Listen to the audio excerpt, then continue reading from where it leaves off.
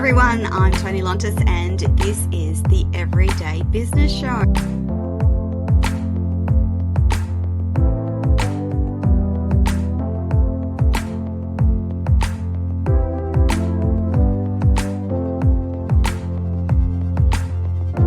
I'm going to do it to the best of my ability, because if I fail, that means I fail for my entire female nation, I call it. Is that possible? That was the question for myself. And it is absolutely possible.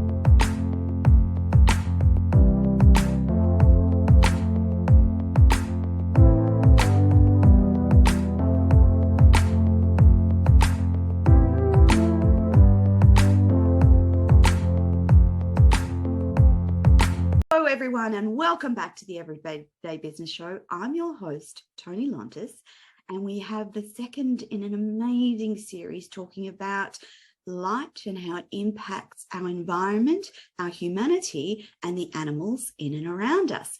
But before I introduce you to Dr. James Fischer, here's what you need to be reminded of. If you're listening on Facebook, LinkedIn, YouTube, Twitch, or Twitter, please don't forget to like, subscribe, and comment. If you want to reach out to James, don't forget that his contact details will appear in all the notes that go with this show. And don't forget, if you've missed a show previous to this one, you can jump on to YouTube, Binge Networks USA, Hero Go TV, Zondra TV Networks, and watch the previous show. Now, each and every week in Australia, and as an Australian, I want to contribute to the ongoing development of our country's culture. And an important part of that is an acknowledgement to country. So today, I want to acknowledge the special and important role our Indigenous communities play in our Australian culture. And I want to acknowledge the people of the Yugambeh language region on the Gold Coast, Queensland, Australia, the traditional owners of the land on which we meet and broadcast. And I want to pay my respects to the elders past and present and all Aboriginal and Torres Strait Islanders here today. Now, this is the second in a series of 3 shows talking with Dr. James about light and the public good, and it's an insight into the impact of light on our world. And in particular, we're going to be talking about animals in this show. Now, Dr. James Fischer is the Executive Director of Zoological Lighting Institute. And the Zoological Lighting Institute is a not-for-profit dedicated to supporting the sciences of light and life through the arts for animal welfare and wildlife conservation. Natural light is a crucial foundation for all of life on this earth, and only scientific investigation can make evident the necessary relationships for ecology and well-being of all. Dr. James, thank you for coming on the show. Welcome. How are you? I'm doing well. Thank you very much, Tony. It's just such a pleasure to be here. We talked, James, extensively last week about the amazing Zoology Institute and all the programs that they run. And this program today is specifically focused on alerting the audience and the listeners and watchers to the interaction between architecture, light, and the animal kingdom. So, James, I want to know, it's a big conversation, and I want to start with the interaction between the animal kingdom and light, which is a fascinating one. And I want to know where that fascination started for you. Yeah, it's been a gradual process to come into this. And, for me, it's hard to say this sometimes, but it's very much an obligation for me rather than a fascination coming in. And I developed the fascination. Yeah. But over the years, I realized that there was a major issue between the way that lighting, like as an architect, the way we talk about light and lighting, and the way that biological systems function, the way that the physical world functions, they're completely different. And so for me, it was always this obligation to say, well, if you recognize something and you think that it's important, you have to work on it. So from the time I was a kid, my parents drilled empathy into me. Not by saying anything, but just by example. The fact that you take care of people, you take care of animals, you take care of your place, your house, your home, if you have one, and but you have to take care. And with lighting, when the metrics aren't right, it means that you can't make good decisions about animal care if you're in a zoo or an aquarium or have a pet, or if you have a pet. Yes. Because you're not really looking at the biology in front of you, at the physical world. We have fantasies. I love dogs. I love cats. Well, not so much cats, but I love them. I'm more of a dog person. Yes, I'm a dog person too. Today on my morning stroll, it's people tend to drift one way or the other.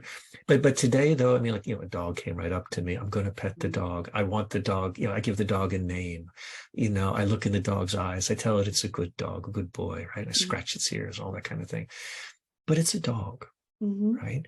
And that's very different from saying it's a little person. Only because the biology is very different, right? Now, a dog is closer to me than, say, a fish or a bug. But in all of these cases, what the biology is doing is specific to that animal. And if I want to care for that animal, right, then I want to think of what that animal needs. What does it need? How does it function? How do I reduce suffering in that animal, right? And so it's a very empathetic response, but it's one that it's not natural necessarily. It's one that I have to think and I have to work on. So that's where this relationship comes from. James, the purpose of these shows is to actually just get people thinking about the interaction between light and the animal kingdom, because we don't necessarily think in that way. And it's good to be for people to think in a different way. No, it's so important. Personally, I like when I don't like something first, and I force myself to learn how. Right? It's one of those things that So if, I'll go back to when I was a kid. If I mention my mom and dad, I get nostalgic, right? Yes. But so when I was a kid, we'd go out to a restaurant and I'd look at the menu, and if there's escargot on the menu or there's something like that, I would say, okay, I probably won't like this, but let me try it. Yeah. And I may not like it, but I'm going to try it. Right. And I, so you get sort of like a reputation as a kid of wanting like the odd thing, the weird thing. But the benefit of that is that you get into a situation, you say, well, how am I supposed to learn to like this? How am I supposed to like it? So like Clement Greenberg, this famous art critic, right? He used to say that, one of the purposes of a critic, one of the benefits of a critic, the goal, the responsibilities of a critic is to bring someone to a piece of art and say, look, you can enjoy this way. It's never to say, don't enjoy it. Never. It's always, well, how do you enjoy it? How do you get into this work? So like Clement Greenberg, that's another one of these authors, behind me all the time. And it's not a question of arrogance. It's a question of how do you expand your sensitivities to it? If there's a moment, the other really influential purpose in the conversations to come, it's Tanizaki, the famous Japanese writer. There's a little book called In Praise of Shadows that I think most architects have it on the shelf. I assume, that they do. But the book would talk about nostalgia for the pre-lit homes in Japan, right? So, and what Tanizaki would talk about is like, the lacquer on the plates, it looked better. The makeup, the blackened teeth, they were designed for those low light levels. As soon as the light bulbs go on, all that's destroyed. So there's this whole cultural engagement, which it's not culture in the sense of sort of like a revival kind of a thing. It's culture in the sense of, how families develop, how they grow, the little things you remember. So if I can always remember in this place in New York, little slate steps. I always remember the smell and the wetness of that slate, right?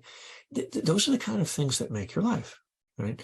So with Tanizaki, it's, if I love Fritz Pop because it reminds me to be a physicist and say, okay, yeah, the world is actually physical, and we have to remember that, so that we are beings of light. That little quote, it always comes back to that. So just snap out of it and pay attention to the physical world. And, but with somebody like Tanizaki, the idea is to pay attention to those details and let the empathy govern your decisions. And by empathy, I mean, there is trying to understand someone else, right? Another consciousness that's out there. But there's also that understanding that those nuances, those qualities that maybe you don't like, that aren't you, are still important because they are. And you have this interbeing, right, is the word the Buddhists would use, right?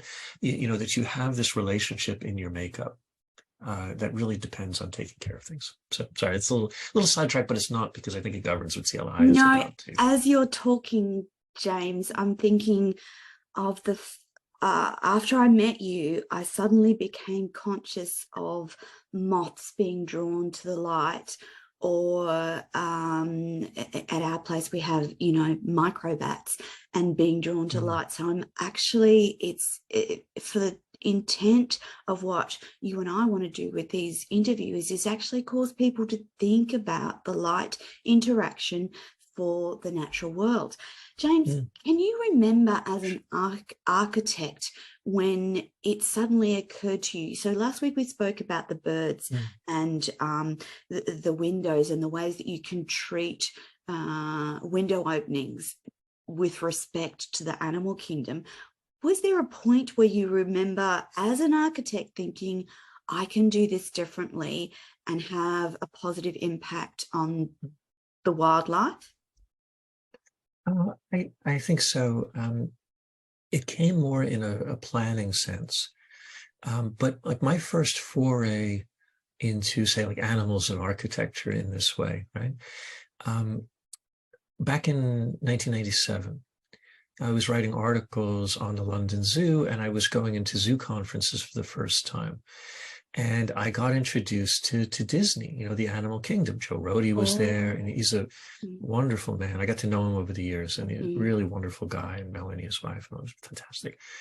But in any event, at the time, the idea of enrichment was really getting popular with the behaviorists in the group, the people who had to care for animals, right? They were really focused on enrichment. Now, what enrichment is, for someone coming from the outside, as an architect, enrichment means the architectural space is inadequate. It's not appropriate for the life that's inside it. And so you have to come up with activities, species-specific goals that you provide, developmental, they might be, but it's a program. You have to come up with a program to make that life better, so it can be more of the animal that it is, right? That's enrichment in a nutshell, enriching the life. They do it in daycare centers too, which I worked on some cancer centers, and that there was a crossover to the daycare world in it. So, but anyway, but with that idea of enrichment, that was the first time, I think, that I had a very specific goal to say, look, let's incorporate enrichment into the architectural program so that it's not so inadequate when we get to the end of the day, right? Yeah. And there were a number of different ways you can do that by, they're like rotating multi-species exhibits, there were, different materials, you provide multiple areas for animals to go to, make it a complex space, but complex according to what the animal needs. Lots of ways to think about it, the resourcing and all of that. But that was really the first time. But then came that issue of light. And it was something that I was able to put at arm's length up to that point, because, I would deal with light in a very experiential way. So theatrically, right, in a project. You think of, okay, what is someone seeing? How is it presented? And you can talk about time and those relationships and qualities. And you do all sorts of, like a photographer, almost like you think about how am I going to put this together? But when you start to think about animal enrichment, or what an animal is, which is enrichment is geared towards, all of a sudden lighting metrics are inadequate. And there was no way to determine what an adequate lighting would be given the metrics that lighting companies were using to sell their wares, or even the professional lighting groups, how they would advocate talking about light. There wasn't any, and there still really isn't, to be honest, other than us. Yes. They're individual researchers, but that's another issue. But there isn't really a group that says, look, measure light physically, measure the light, and then, and in relation to what it would naturally be, right? Which is a really complicated question. But definitely.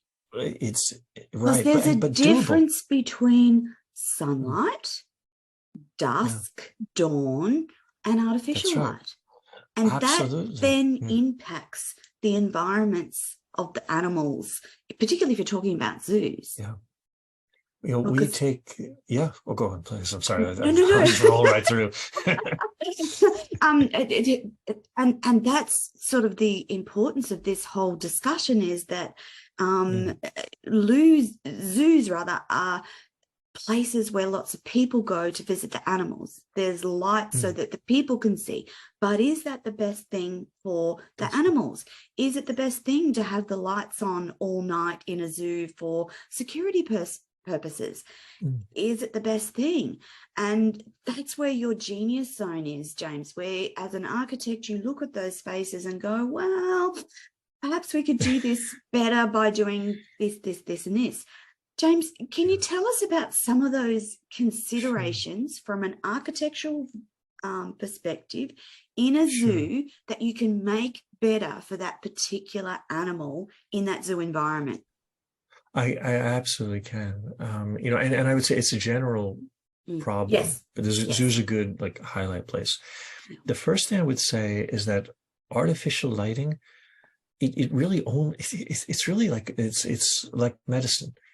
If you think with cancers and radiation therapy, that's the way lighting needs to be considered. It's an addition of radiation into the space, right? And it's normally you have this all the time, right? There's no environment with no light, right? There's always something. If you have a living organism, it's generating light from the mitochondria on up. So there's always something, right? But in a zoo or aquarium, when light is added, it's really therapeutic, right? Therapeutic in terms of how someone would see, right? If you want to see, it's an exhibition, right? So the purpose is to exhibit. If the decision is there that people can't see, the therapy is to apply light, artificial lighting, so they can see. And, with theatrical lighting, you may light in such a way that you create shadows, that creates time, a sense of time. So if you want sunset, you put the light low and you make it a little reddish in quality, right? Or you can even have it dynamic. If you want opera and you want no time, you do full flush. So I say the animals, so the actors, right? They're out of time because there are no shadows, right? So you're in this otherworldly realm, and you can do all sorts of games, and there's all sorts of things you can do. In a zoo, right? The problem is you have these living animals. Right? If they're lit, they got to live there. And if you light them in a static condition like an opera, right, you're combating their biology because they are in time. And their rhythms of life. Rhythms are destroyed. The optical viability, so how an animal sees, right, rarely comes into consideration. How an animal sees, it changes how it eats, how it reproduces, how it behaves, right? Yes. How it thinks, even how it thinks, right? So immediately there's an issue with lighting in a zoo, right? It's always a compromise to welfare, always, right? Unless there's some very specific biological process that requires the application of light to see it through, right? So for example, you'll have in a reptile, you'll have, hormone D3, right? They produce their vitamin. They need to produce vitamin D3, right? It's a process that requires the breakdown of chemicals by a very short exposure to ultraviolet light, then by a longer exposure to, say, infrared, light and heat, right? So there's a process. if they don't have that because they're indoors and their lighting conditions are restricted, you'll get weak bones. And you'll have breakages if they, jump, say, like from a branch in a way that the species would normally do in the wild. But if, they can't hear because the bones are fragile, because they don't have the D3, fueling it. Yeah. That's a therapeutic use of light, right? Where you go in and you apply it that way. Very valid, right? Definitely. However, what can happen, though, is that that gets forgotten. That it's a therapeutic special use. And there's a time to it and a timing. So instead, what you have is sort of like the general application of ultraviolet light. It's a horrible idea. It's a horrible idea. I just go right to it. Yes. And because it creates burns, it introduces skin cancers over time, lesions, right? It's high. The expression is it's high octane light, right? It's high frequency light. Using UV in that way is not a great idea. Now, UVA is a little less intense, and so you could get away with some of that. But UVB, UVC, you would never expose that out there, right? Yeah. But you would still need some UVB in a very concentrated way for a short period of time so that the chemicals can be broken down in the skin, right? And then recombined into the D3 eventually. So in any event, James, do zoos... sorry, I'm going off. No. I'm curious to know, do zoos consider that in terms of the animals? There are some fantastic researchers. Okay, it's emerging. No, it's emerging. There are wonderful researchers and keepers, and keepers are the best because they really do care about their individual animals, right? Yes. They really do. The challenge comes in when light isn't really understood. So you will have, it happens, generally you'll have, people with the understanding, oh, my bird needs UV, needs ultraviolet, right? They've read a good study, it comes through. So they'll pop a UV lamp in. The problem without the considerations of without the holistic approach, right? Okay. So, like one of the things that our charity does, the very first thing that we did actually was to create that ZLI framework, right? Yes. And what that says, okay, if you're going to think about light and life, you can think in terms of the photophysiology. How does light affect the body, right? You can think of the senses, so sensory ecology. How does an animal map space? And how does it process that spatial information, right, mentally? Yes. And then finally, the integrative biology. So how does light impact things like food chains, community resourcing, distances, disease, or even timing? So I was just going to say whether they're nocturnal animals or whether they're daytime animals is an important consideration, because if you've got a nocturnal animal, then they are reliant on a lack of light as their normal way of living. It's the low light levels, right? What I would always say, and what I try to get folks in ZLI to say, every animal is nocturnal. It's just a question of, are they awake at that time or not, right? So For example, like that's insects will lay. About it, isn't it? Everyone's like. Now, granted, I like it because it points out that idea that there are these ranges of natural light that every living organism has to go through. Yeah. Now, some will have a much more delicate range. So, if an animal in the depths of the ocean, right, this very little photon emission coming from the sun down at that depth. Right. However, there is emission coming from other organic life. But it's a very different environment, and it's still a different cycles. Light. It's different qualities, different frequencies. But or insects in the soil. Mark Branham is one of our really great board members down in Florida, and he would look at juvenile insects in the soil, and we normally don't think of light in the soil. No, but it has a light gradient.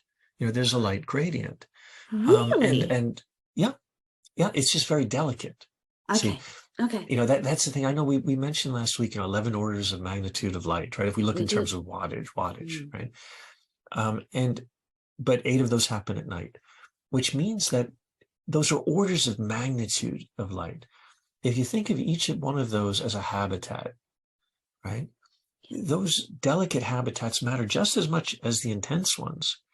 It's just that how life has come to occupy it is different. And so there are different mechanisms and different properties. So, like, for example, like in our eyes, we have cones and rods, right? Every kid knows, right? Cones and rods. The rods shut down at twilight. And the cones do too, in the opposite direction, right? There's this moment where elements of the visual system just aren't functioning because they're not appropriate at those levels, right? There are benefits to not for humans to really pick up motion at night because of the rods, right? There are benefits to that that work in this system, right? If they didn't work, they wouldn't be there, right? And it's the same with other animals. You know, many animals will just simply shut down during the day. Like if I try to go, even bird watching, you know, in the middle of the day, I'm not going to be that lucky. If I go in at dawn and dusk, I have a much better chance. Now, those animals are actually adapted to functioning at that time, right? So there's a very specific condition to its well-being. And when you come back, so if we get back into that issue of the well-being zoo, of, yes. If you're thinking of the well-being of the animal, when it does what it does and how it does it, it's really important. To get the light right. To put light into that context. So like with light, the other way, we have our framework, right? So the physiology, sensory ecology, and activity partitioning, integrative biology. Yes. So, but we have another way to look at it too. The other way comes through in that ZALA animal welfare monitoring program that we have. Basically, we take the 5 domains model of animal welfare, which the original model looks at things like behavior and health, environment and nutrition. It adds criteria in those categories up. Well, I should say behavior comes last in that as an external interaction category. But you add up different criteria in each of those to get to a positive state of mental welfare, right? That's the idea of that model. It's a wonderful model. Naya Bossele is someone familiar with who's like instrumental in all of that. What we did though is invert that a little bit. And we said, no, you know what? Light actually impacts mental functioning directly. Consciousness, mental life is physical. It's not, how do I say this without getting in trouble? It's not a spiritual thing. It's very much a physical property. Being conscious, right? Perception, you know, when you perceive something, right? Gerswitch would be kind of like a reference for philosophers that people like. But the idea is perceptual. Right? The thing is, perceptual systems have states. So like in the daytime, my cones are up. I'm looking at images. You know, I create these mental pictures from these images, and you know, there's that. At nighttime, I still do the same process, but I'm doing it with rods, and I'm not making pictures anymore. I'm making images that function as images within my consciousness. The awareness is different. That's a different state of perception, but it's also a different state of consciousness. So what we do with ZLI and ZALA, this other way to say how things are relevant, we start with that and say, look, welfare is a capacity for these different states of consciousness. That's mental welfare. How can you engage? It's not about being comfortable. That's another very bourgeois issue. We don't want anything to do with that. It's not about being comfortable. It's really about being able to engage these states of possibility, you know, within the perception.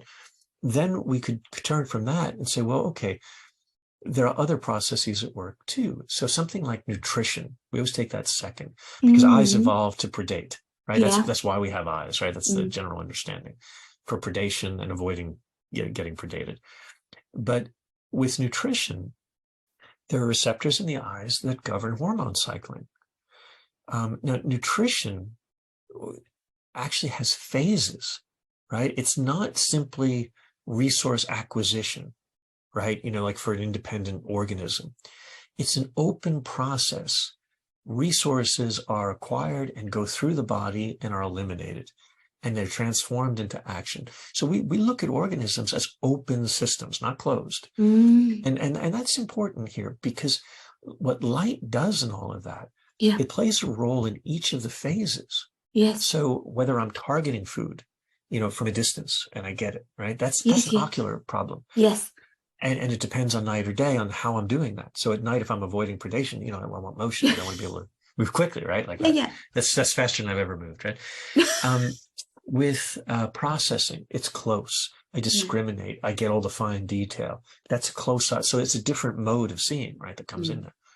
But then when I start digesting and absorbing the materials, that's hormone dependent, right? And there's an interaction between the hormones and are light governed as well. by light. Yeah. Yes. Yeah. When you hear talk about circadian rhythms, yes, really, light is really the first hormone. Yeah. That's the way we look at it. Light is the first hormone, meaning that it creates cascades of reactions in the nervous system, but also through light-sensitive ganglion cells into the endocrine system. Yeah. And those govern digestion and assimilation and timing. It's a cycle. So if that's restricted, in humans, you introduce things like diabetes. Yes. If you restrict that, because the hormones aren't cycling and the sugars aren't processed properly. So, that cycling, that's a photobiological problem. Yeah. Right. Yeah. Yeah. That relates to this open system of every organism, every living organism, without exception. Right? When we talk about then translating that into activities, assimilation, that's a very, it could be autonomic, right? So my heart pumps, my lungs, if I don't think about it, my lungs will go, right? Yes, right, without thought. Right. That's part of the assimilation into activity. So from nutrient to assimilation, this is all nutrition. But then, there's also the volitional things. I want to go get that food. I want to go, hide. I want to go play, right? Those are things that come out in volition, right? But that's an assimilation. So that's part of consciousness and well-being too. Yeah. Then, if I look at the last, we never talk about excretion in terms of animal welfare, right? How do animals poo, right? It's actually incredibly important. It's incredibly important how and when they do it. That introduces something called disavowal, and I'll betray my Freudian roots here, because there's a moment where that allows for the reproduction of conditions, right? When an animal poos, it is recreating the conditions of its existence. You get soil, right? And you get nutrients in the water. You get that recreation. It's not alone, it's not the sole thing, but it's also the thing that introduces this level of complexity and conscious functioning, where I don't want to see that, right? I don't want to see that reproduction. So anyway, that's nutrition. The third thing we get into, sorry for going into this long, but I just think this one's important because it's not talked about that much. Right? It is. I'm just going to turn my camera for a moment. I'm going to sneeze. Please keep talking. I want the third one. Okay. The third one is health. The third aspect of the 5 domains is health. And we put it third here as well. At least I think it's third in the original version. With health, we're really talking about developmental and reproductive biology.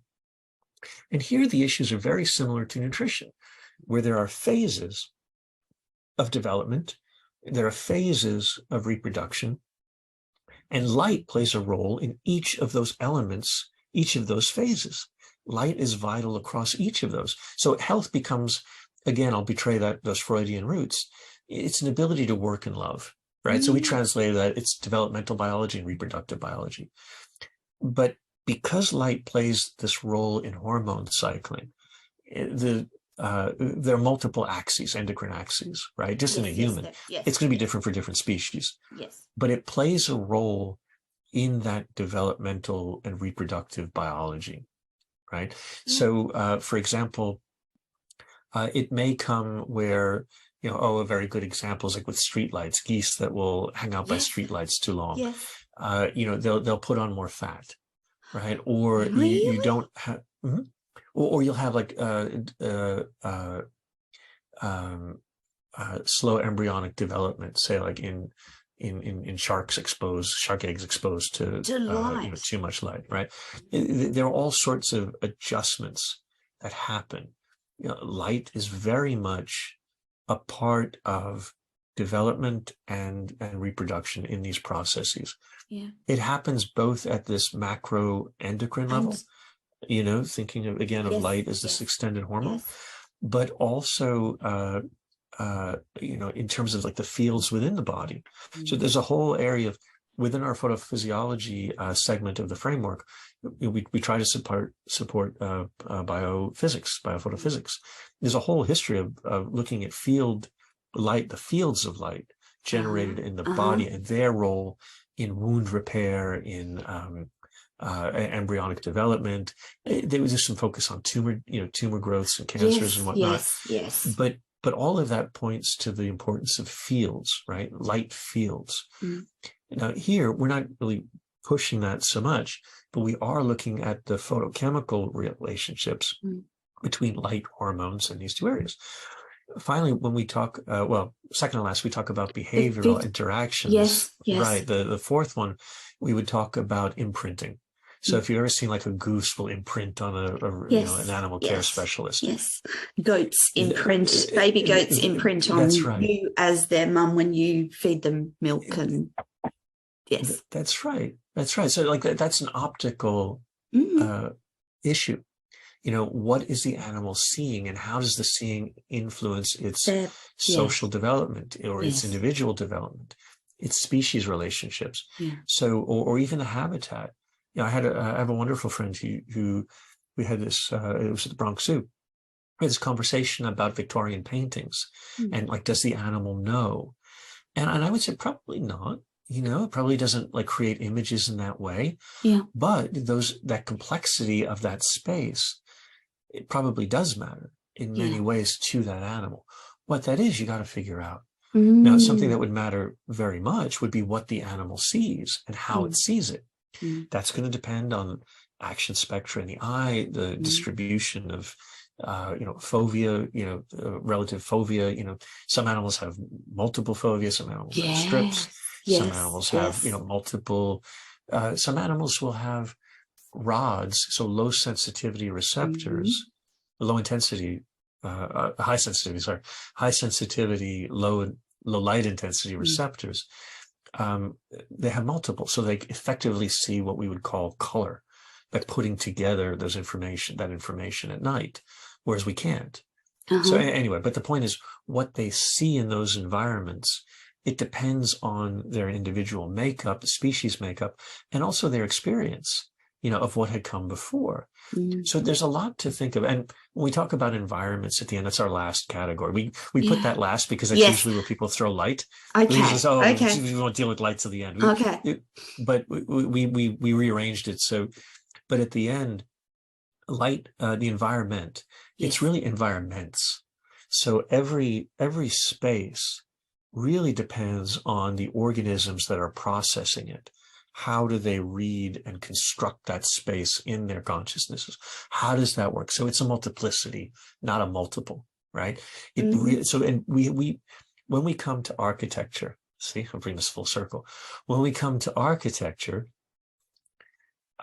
we would think of an animal welfare architecture as taking into account these very species-specific readings of the space for the keystone species in an area that may migrate through. They may, the animals that are present are the ones we would take into account, try to, as much as possible, because lots of animals, right?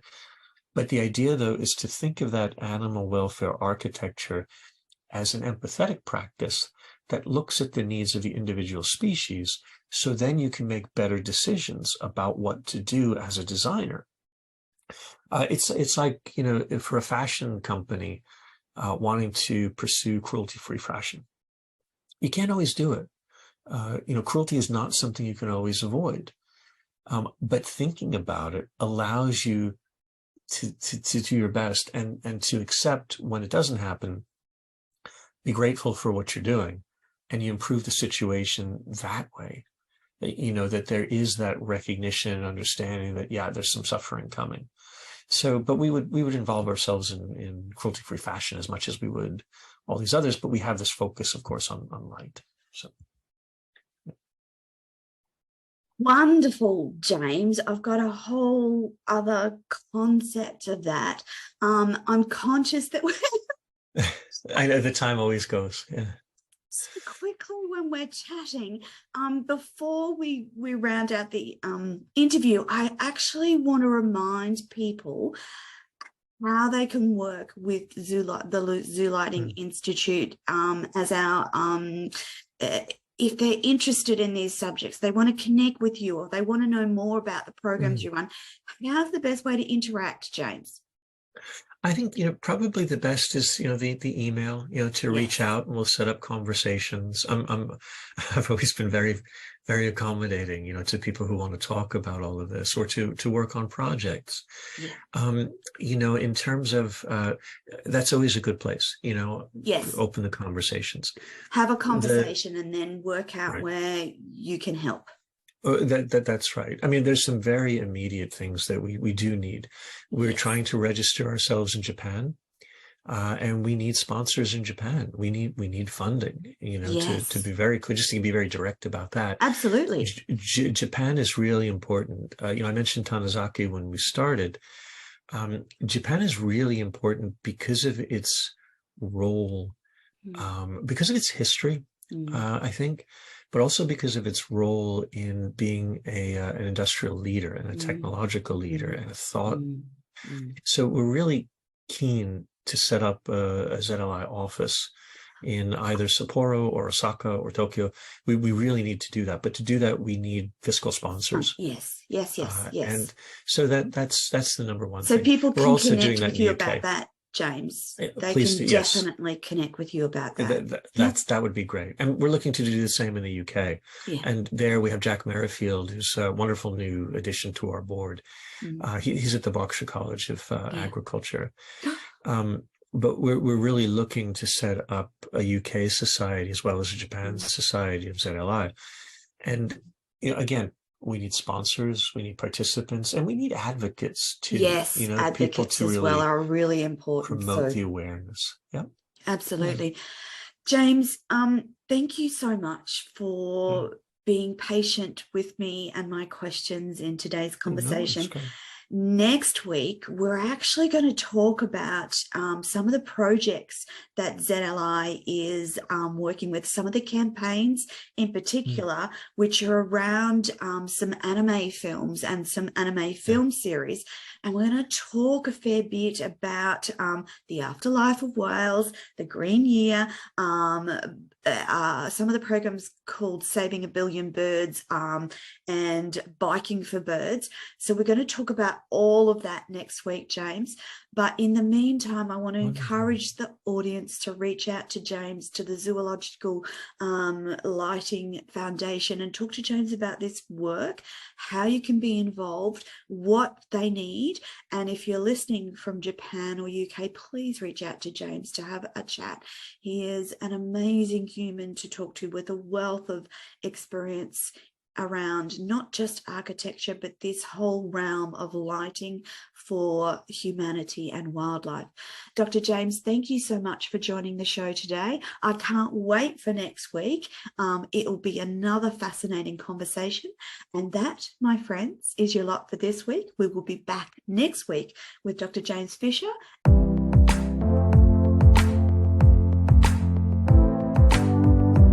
Back, everyone. I'm Toni Lontis, and this is the Everyday Business Show.